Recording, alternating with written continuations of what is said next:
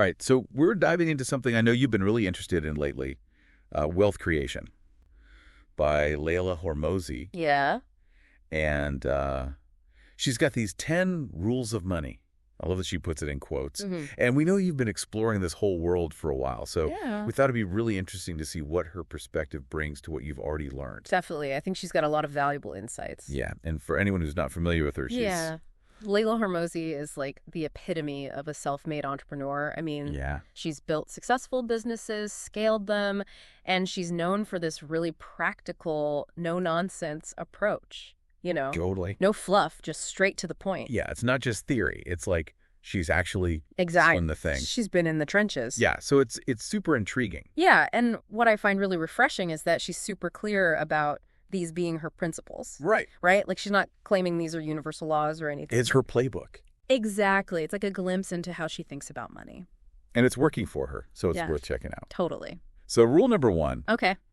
she kind of tackles this idea that you need to be a genius to make money. And she tells this great story about a business meetup. Oh, yeah.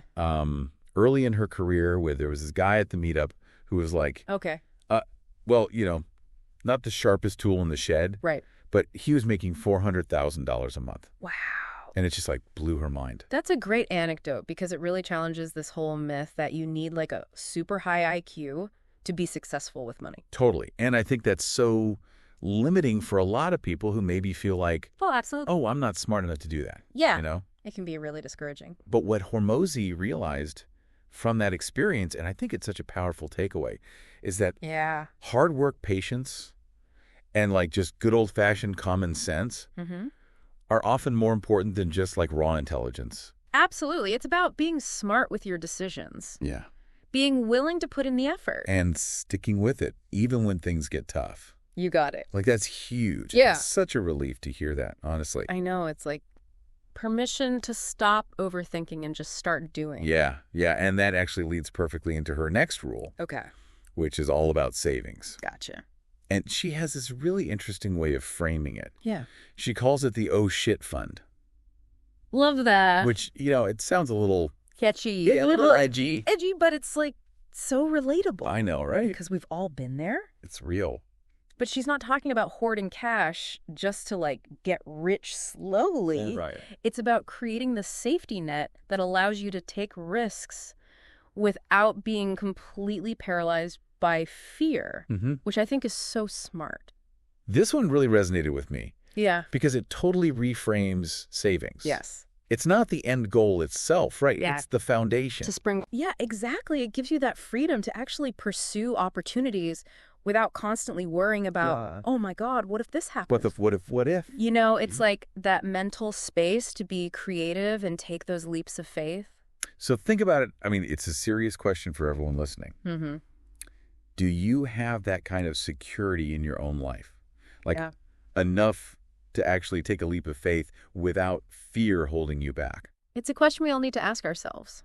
And I think for a lot of people, the answer might be no.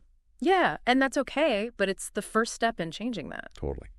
Okay, so rule number 3 is where things start to get really interesting. All right, let's hear it. Hormozi is all about embracing the suck, as she puts it. Embracing the suck. Okay, I like where this is going. Right. And she's really open about her own experience. Okay. She talks about how she had like 2 years of straight up struggle Wow. before her business really took off. So it wasn't an overnight success story? Not even close. But then she hit $7 million in revenue in just 6 months. Okay, that's a pretty traumatic turnaround. Right. So what was the key? What got her through that initial suck?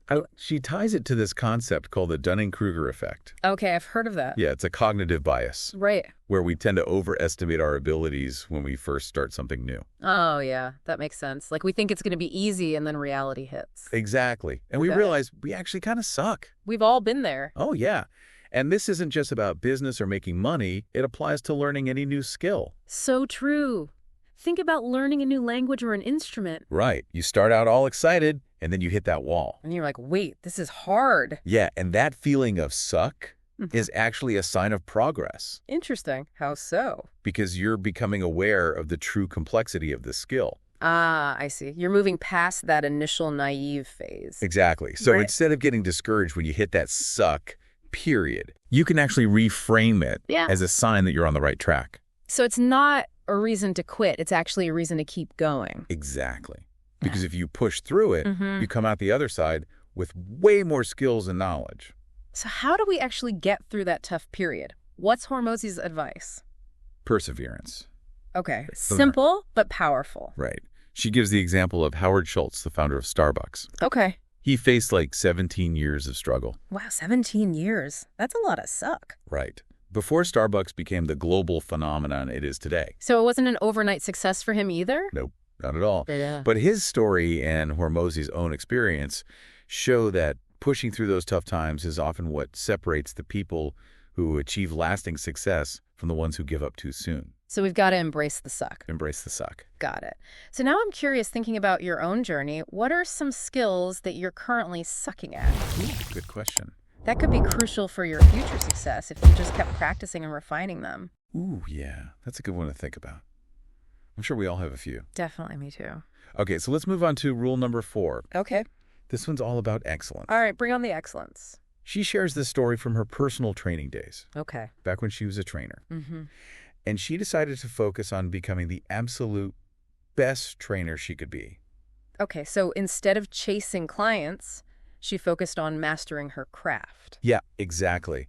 And guess what happened? What? Clients were practically lining up to work with her. So it worked. I mean, it seems counterintuitive, Right. but it makes sense when you think about it.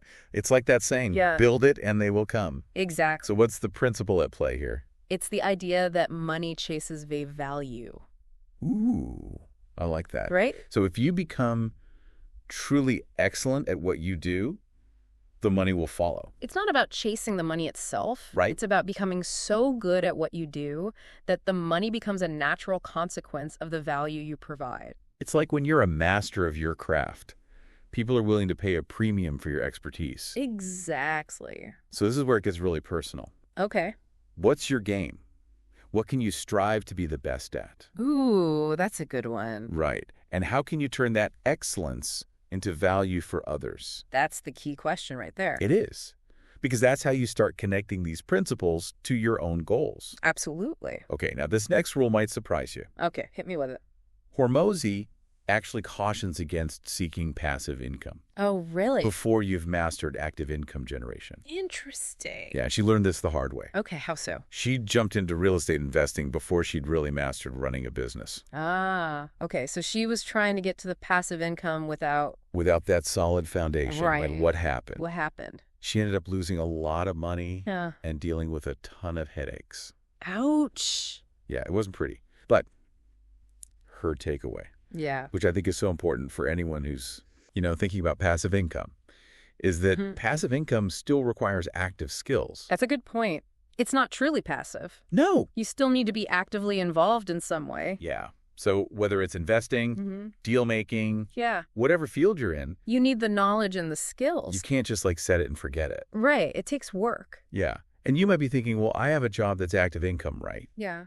But are you honing the right skills in your job that could translate into a side hustle or eventually a full-time business? That's such a great point. It's about being strategic with your time and effort. Exactly. And thinking about how you can leverage your current skills to create something bigger down the line. Yeah. So it's not about trying to skip steps. Right. It's about building the skills and knowledge you need to succeed at any level. Absolutely. Okay. So this next rule really resonated with me. Okay, I'm intrigued.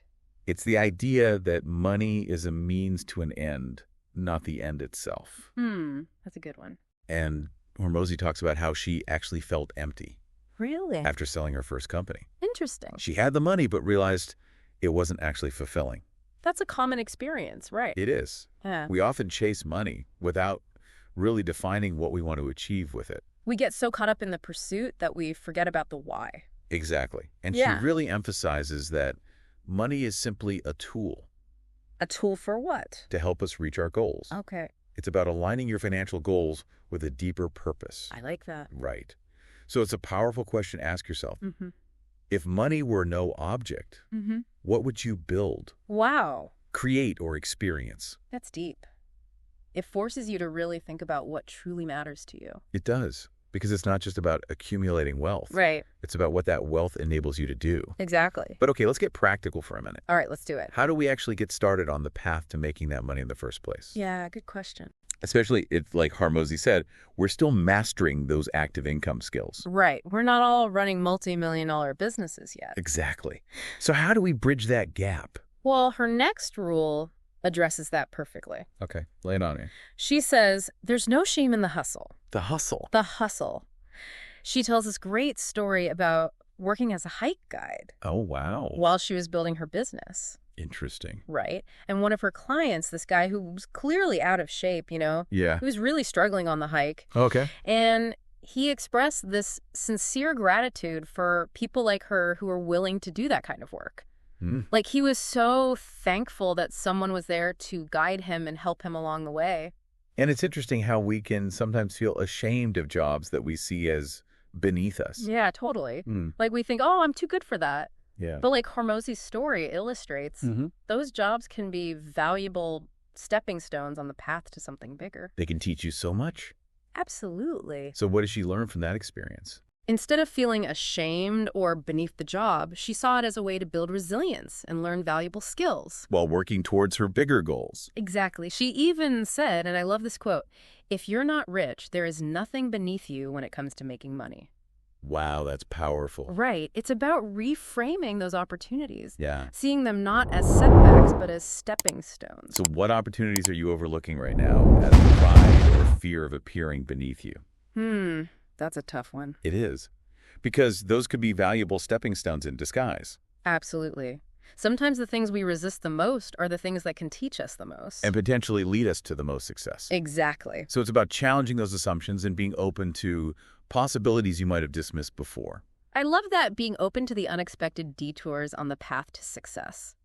Because sometimes those detours lead to the most amazing destinations. So true. It's about being willing to put in the work, whatever that work may be, and understanding that every experience can teach you something valuable. Yeah, and that ties in really well with her next rule. Okay. Which is all about focusing your energy where it truly matters. Okay. She says, stop counting other people's money. Ooh, that's a good one. It's so easy to get caught up in comparing ourselves to others. Especially in the age of social media. Oh my gosh, it's everywhere, right? It's like a constant barrage of, look at me. Exactly, and it can be so toxic. It can be. But how does that actually hold us back from building our own wealth? Well, Hormozi argues that envy and comparison are distractions. They take our attention and energy away from the work we need to do to achieve our own goals. So it's like a mental drain. It is. It's like we're giving our power away to other people. And she tells this story about almost losing out on a major business deal. Really? Because she got fixated on how much the other party stood to gain. Oh, wow. Like something crazy, like $500 million. $500 million? That's insane. I know. But she was so focused on that number that she almost walked away from a deal that was actually really good for her. Wow. So what made her change her mind? She realized that walking away from a deal that made sense for her, just because someone else might profit more, was a mistake. It's like cutting off your nose to spite your face. Exactly. Yeah. It was a classic case of comparison clouding her judgment. Yeah, we've all been there. Oh, yeah. And she makes this really important point. Focusing on other people's wealth, she argues, won't actually increase your own. It's so true. It's like that saying, the grass is always greener. But it's usually not. Right, it's an illusion. So it's about focusing on your own path, not getting sidetracked by what others are doing. And trusting that your own success will come. And it's about celebrating other people's successes. Yes, that's such an important point. Instead of feeling envious? Exactly. The people Hormozi knows who are truly wealthy, they're genuinely happy when others succeed. That makes sense. They understand there's enough to go around. Abundance mindset. Exactly. Someone else's success doesn't diminish their own potential. So what mental energy are you wasting on comparison? Ooh, good question. Right.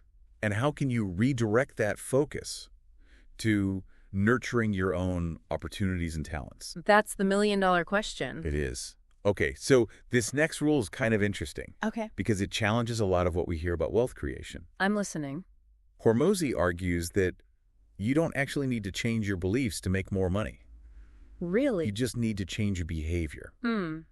That's interesting. So it's not about, like, manifesting money or anything like that? Not exactly. Okay, I'm curious to hear more about this. Well, she's really pushing back against this idea Okay. that you need to cultivate, positive thoughts about wealth before you can achieve it. Yeah, I've heard that a lot. Oh, yeah, it's everywhere. Like you have to believe you're rich before you can actually be rich. Right.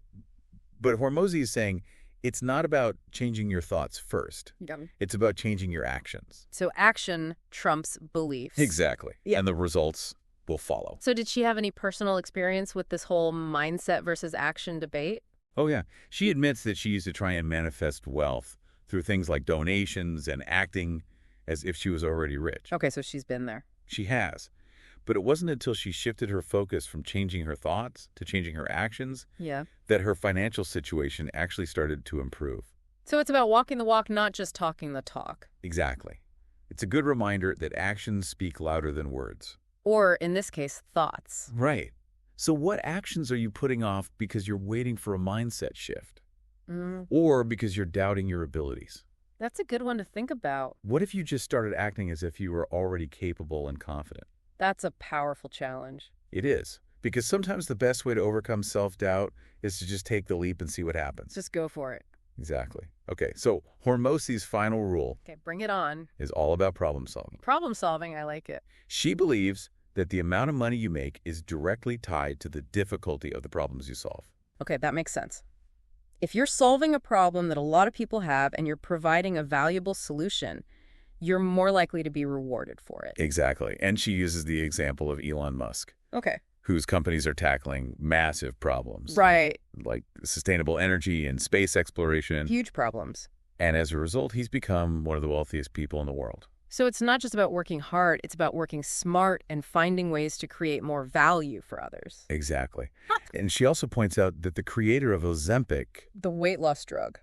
is likely making way more money than like a personal trainer. Okay, interesting. Why is that? Because they're solving a problem, weight loss, Yeah. in a way that requires less effort from the customer. Ah, I see. So it's about the leverage you create. Exactly. And it's about thinking bigger. Right. Not just focusing on small-scale problems. So thinking about your own skills and interests, what problems do you see around you that are being poorly solved? Good question. Could those be your opportunities to create value and, in turn, wealth? That's a great question to ponder. It's like she's encouraging us to look at the world through a different lens, Yeah. to see problems not as obstacles, but as potential opportunities. So now that we've gone through all 10 of Hormozi's rules, it feels like there's a common thread running through them. Definitely. What stands out to you as the most important takeaway from her philosophy? For me, it's the focus on action. You Yeah. know, it's not just about thinking positively or trying to manifest wealth. Right. It's about actually doing the work, Putting in the effort. becoming exceptional at what you do, Mm. and finding solutions to problems that people actually care about. Yeah, it's a refreshing perspective, I think, Yes. compared to some of the more traditional advice out there. Oh, yeah. Like, just save your pennies and invest in the stock market. Yeah. That's not enough. It's not enough. You got to have that entrepreneurial mindset, Spotting opportunities taking risks and always striving to create value. in everything you do. It's like she's saying that anyone, regardless of their background or their current situation, has the potential to create wealth If they're willing to put in the work if they're willing to put in the work. and develop the right skills. And I think that's really empowering. It is. It's not about luck or privilege. Right. It's about having a vision, pursuing excellence, and embracing those moments of struggle. Embracing the suck. Embracing the suck. It's all part of the process. Absolutely. And remember, money is just a tool. The real fulfillment comes from using that tool to build something meaningful, something that aligns with your values. And has a positive impact on the world. Exactly. So as you continue your deep dive into wealth creation, keep Hormozi's principles in mind. Definitely. Don't be afraid to get your hands dirty. Embrace the challenges. And never stop learning. And never stop striving to be the best version of yourself. You got it. You might be surprised by what you're capable of achieving. So true. And with that, we'll leave you to ponder those possibilities. Until next time, keep diving deep.